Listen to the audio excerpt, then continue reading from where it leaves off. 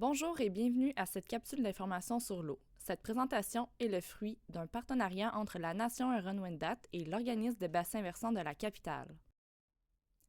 Tout d'abord, nous commencerons par une brève introduction. Ensuite, nous vous présenterons l'organisme des bassins versants de la capitale. Nous ferons un survol de la provenance de l'eau potable à Wendake, ainsi que des bonnes pratiques pour économiser l'eau au quotidien, autant à l'intérieur qu'à l'extérieur. Enfin, nous terminerons cette capsule d'information en présentant les bonnes pratiques à adopter chez soi en ce qui concerne la gestion durable des eaux pluviales. La Nation Huron-Wendat a produit la vidéo Aouin. Cette vidéo aborde différents sujets sur l'eau, dont sa provenance, l'importance de l'eau potable et les gestes que peuvent adopter la population pour économiser l'eau potable. Nous vous invitons à visiter le site de la Nation Huron-Wendat pour visionner la vidéo Aouin. Connaissez-vous l'organisme des bassins versants de la capitale? Il s'agit d'un organisme à but non lucratif qui contribue à la mise en œuvre de la gestion intégrée de l'eau par bassin versant. On l'appelle aussi l'OBV de la capitale. Leur mission est de veiller à la pérennité de la ressource eau et de ses usages. Ainsi, l'OBV travaille à mettre en œuvre la gestion intégrée de l'eau par bassin versant sur l'ensemble du territoire, à assurer la concertation entre les usagers et les gestionnaires et à mettre en œuvre divers projets visant la préservation et la conservation de l'eau. Saviez-vous qu'un représentant de la Nation Huron-Wendat siège sur le conseil d'administration de l'OBV de la capitale? Eh oui, le conseil d'administration de l'OBV est constitué de représentants du secteur municipal, d'organismes environnementaux et de citoyens. Ainsi, le rôle du représentant de la Nation Huron-Wendat est de participer activement au processus décisionnel en lien avec la mission de l'OBV. Il existe 40 organismes de bassins versants, soit des OBV, dans tout le Québec, chacun divisé par bassin versant. Pour ce qui est de l'OBV de la capitale, son territoire d'action touche les bassins versants de la rivière Saint-Charles, de la rivière Beauport, du ruisseau du Moulin, de la rivière du Cap-Rouge, du lac Saint-Augustin, ainsi qu'une portion de la bordure du fleuve. Plusieurs municipalités sont présentes dans ces bassins versants, dont principalement la ville de Québec, mais également Wendake, l'ancienne Lorette, les municipalités de Stoneham et Tewksbury, Lac-Beauport, Saint-Augustin-de-Desmaures. Savez-vous d'où provient l'eau de votre robinet? L'eau de Wendake provient de la prise d'eau potable de la rivière Saint-Charles. Cette source alimente près de 300 000 citoyens des villes de Québec, de l'ancienne Lorette et de Wendake. La prise d'eau est située à 11 km en aval du lac Saint-Charles et est également alimentée par les rivières Jaune et Nelson. Une fois pompée, l'eau est traitée à l'usine de traitement d'eau potable de Château-d'Eau, puis acheminée dans un réseau de distribution jusqu'à vos robinets. Le bassin versant de la prise d'eau est représenté en bleu sur la carte et est d'une superficie de 348 km². Ce territoire est important à protéger. Des règlements sont d'ailleurs en vigueur à l'intérieur du bassin versant de la prise d'eau potable afin d'encadrer les activités humaines pouvant affecter la qualité de l'eau. Voici maintenant quelques statistiques sur notre consommation d'eau potable à la maison. Concernant notre consommation résidentielle intérieure, 60% est attribué à l'eau provenant de la toilette, de la douche et du robinet, suivi de 17% pour la machine à laver et de 12% pour des fuites dans la tuyauterie. D'ailleurs, un robinet qui fuit à une allure de 1 goutte d'eau à la seconde équivaut à une perte de 10 litres d'eau par jour. Il est également important de savoir que durant la période estivale, notre consommation d'eau potable augmente de 40%.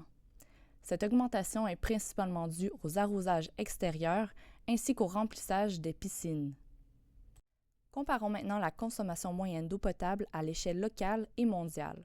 Les données présentées comprennent la consommation des résidences, des entreprises et des industries. Les données montrent que la Ville de Québec se place au premier rang en termes de consommation d'eau. En effet, on constate que la consommation de litres d'eau par personne par jour pour la Ville de Québec est 2 fois plus grande qu'en Europe et qu'elle est également supérieure à la moyenne canadienne.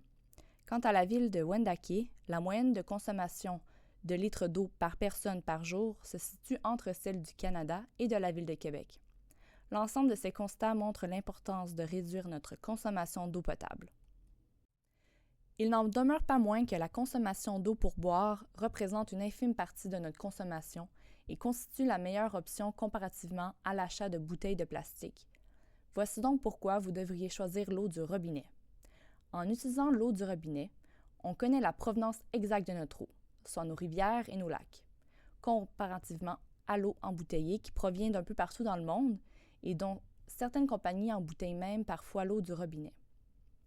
Cela permet également de réduire notre empreinte écologique en réduisant la production de plastique et de déchets.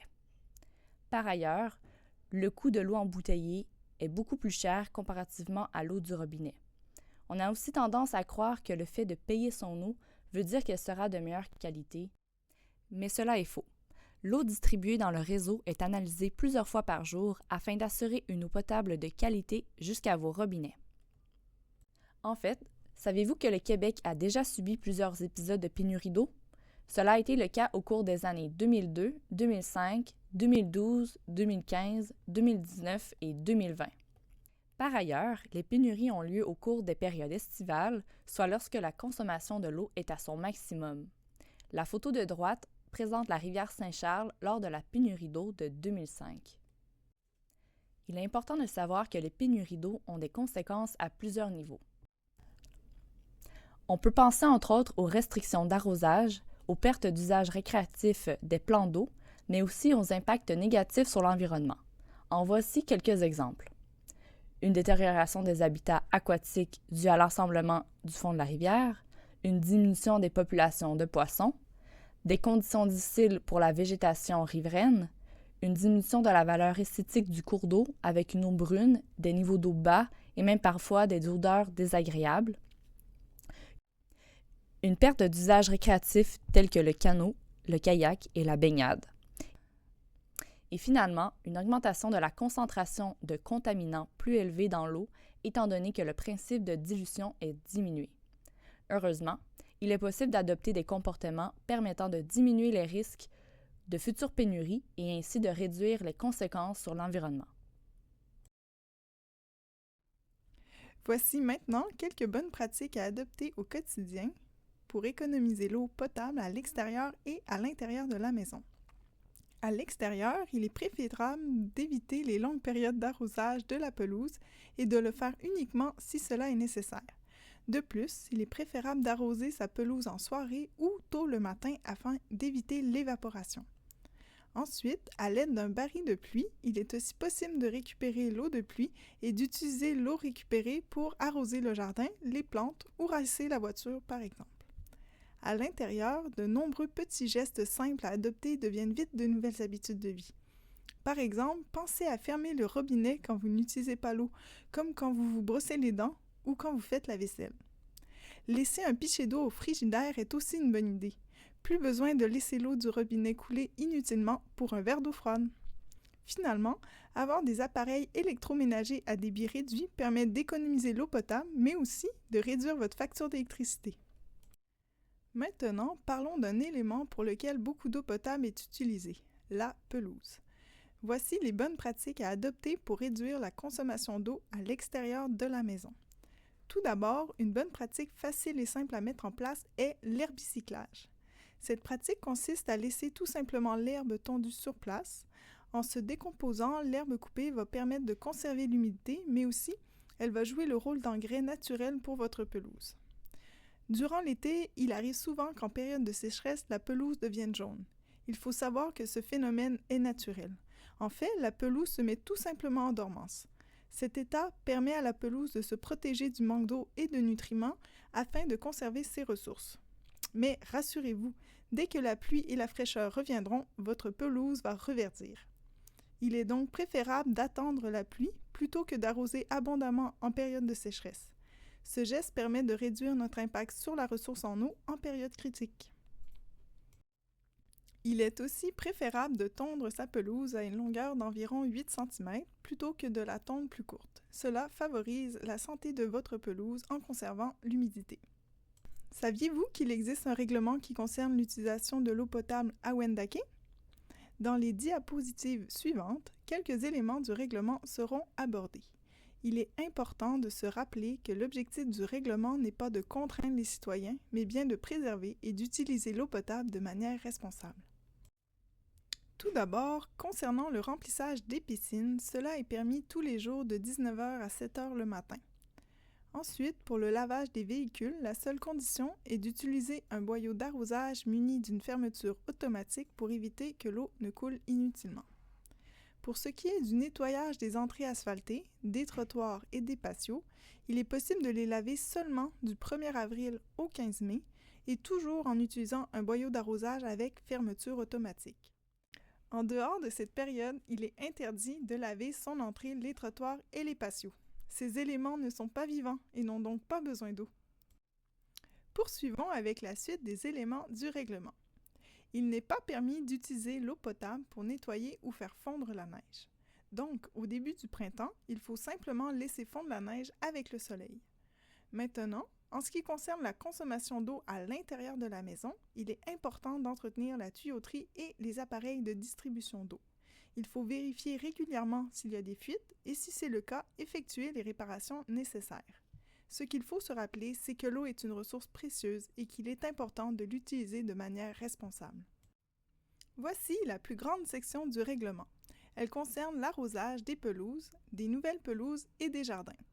La réglementation est mise en place afin de favoriser de meilleures pratiques en matière de gestion et d'économie d'eau. Elle permet d'équilibrer les pressions dans le réseau d'aqueducs et ainsi d'éviter les problématiques dues à de fortes demandes en eau au même moment.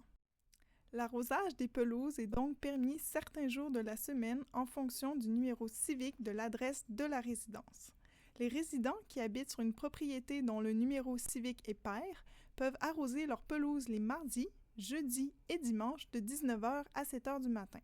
Pour les numéros impairs, il s'agit des mercredis, vendredis, dimanches de 19h à 7h du matin. Le lundi, il n'est donc pas autorisé d'arroser la pelouse. Concernant les nouvelles pelouses, l'arrosage est permis tous les jours de 19h à 7h du matin et ce pendant 15 jours après l'installation.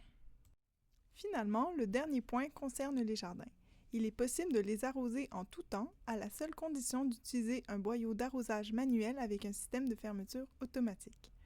En tout temps, si vous avez des questions ou pour demander de l'information, n'hésitez pas à communiquer avec le bureau d'administration.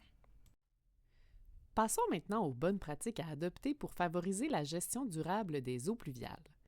Tout d'abord, voyons pourquoi il faut gérer l'eau de pluie. Lorsque le territoire est à l'état naturel, la pluie qui tombe est infiltrée dans le sol à 50 % et 40 % s'évapore ou est absorbée par les plantes. Une petite proportion, 10 % ruisselle en surface vers les cours d'eau. L'urbanisation du territoire entraîne l'apparition de surfaces imperméables qui empêchent l'eau de s'infiltrer dans le sol ou d'être absorbée et utilisée par les végétaux. Plus les surfaces imperméables sont importantes, plus la quantité d'eau de ruissellement augmente. L'équilibre du cycle de l'eau est donc rompu. Les quantités d'eau souterraine habituellement dirigées vers les cours d'eau diminuent et le niveau de l'eau augmente. Ainsi, en période de faible précipitation, les niveaux d'eau sont anormalement bas et en période de forte précipitation, les débits d'eau sont beaucoup plus élevés, ce qui occasionne des problèmes comme les inondations et l'érosion des rives. De plus, l'eau qui n'est pas absorbée par le sol ruisselle sur nos routes et est par la suite évacuée par un réseau de canalisation pluviale. Tout dépendant de l'âge de ces canalisations et des pratiques au moment de leur installation, l'eau prendra un chemin différent. Les anciens réseaux sont combinés avec les eaux usées et sont acheminés vers les stations d'épuration pour traiter l'eau de pluie et les eaux usées ensemble. Lors des fortes pluies, ces réseaux sont rapidement surchargés et se déversent alors dans les cours d'eau. De l'eau usée non traitée est alors rejetée dans le milieu aquatique. Aujourd'hui, les canalisations qui recueillent l'eau de ruissellement sont séparées du réseau d'égouts. Elles se déversent donc directement dans les cours d'eau. Certains réseaux pseudo-séparés recueillent toujours l'eau des gouttières pour les envoyer à la station d'épuration. En résumé, diminuer l'eau qui ruisselle permet de réduire les pressions sur le réseau de canalisation pluviale, de réduire les déversements d'eau usée non traitée qui se retrouvent dans nos cours d'eau et de protéger la santé des cours d'eau et des milieux aquatiques. Nous pouvons maintenant mieux comprendre pourquoi, en diminuant l'eau de ruissellement, nous contribuons à protéger nos cours d'eau. Mais concrètement, vous vous demandez ce que vous pouvez faire en tant que citoyen? Si vous possédez une maison, des gouttières et un terrain, vous pouvez contribuer à protéger les cours d'eau des effets du ruissellement. Chaque goutte d'eau compte. Les gouttières sont parfois connectées au réseau par le drain de fondation, aussi appelé drain français ou drain agricole. Ce drain est bien utile pour évacuer l'eau du sol loin de vos fondations, mais il sera vite surchargé par l'eau des gouttières qui pourrait causer des dommages à votre fondation, mais surtout, il est connecté au réseau de canalisation pour évacuer l'eau loin de votre propriété. Les gouttières peuvent aussi se déverser sur une surface asphaltée et s'écouler sur celle-ci vers une grille d'égout. Recherchez les bordures de rue percées et vous verrez. L'eau qui s'écoule sur ces surfaces entraîne avec elle les polluants qui s'y trouvent vers les cours d'eau et se réchauffent à leur contact. Voici 4 stratégies pour réduire la quantité d'eau qui ruisselle vers les cours d'eau. La première consiste à avoir un maximum de surface végétalisée sur votre terrain afin de maximiser l'utilisation de l'eau par la végétation et l'infiltration de l'eau dans le sol. Plantez des arbres, des arbustes, aménagez des plates-bandes. Les surfaces végétalisées vous permettront de réduire la quantité d'eau de ruissellement générée sur votre propriété. Pourquoi ne pas y diriger l'eau de vos gouttières? La deuxième stratégie consiste à infiltrer l'eau de vos gouttières dans le sol. Plusieurs moyens permettent d'y parvenir. Le plus simple est de diriger l'eau sur votre terrain vers une surface végétalisée ou sur la pelouse tout simplement. Mais attention d'éloigner l'eau de votre propriété en utilisant un déflecteur. Il est aussi possible d'aménager un puits percolant sous la surface ou un jardin de pluie.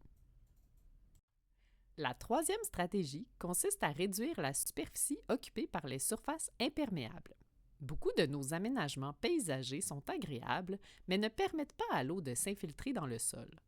Il s'agit d'être ingénieux et se demander s'ils doivent prendre autant d'espace comme l'entrée de cour par exemple, ou encore de réaliser des aménagements qui permettent l'infiltration de l'eau comme le pavage perméable. Les possibilités n'ont de limite que votre imagination. La quatrième stratégie est de capter l'eau des gouttières. L'installation d'un baril de pluie permet de capter l'eau de pluie pour ralentir son arrivée vers les cours d'eau. En plus, il y a un bonus. L'eau récupérée du baril peut être utilisée pour arroser la pelouse, les plates-bandes, le jardin ou encore pour faire votre lavage extérieur, la voiture, les fenêtres.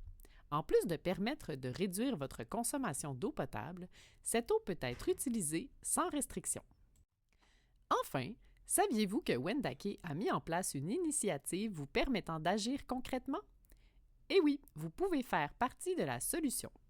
Il est possible de vous procurer gratuitement une trousse d'économie d'eau potable.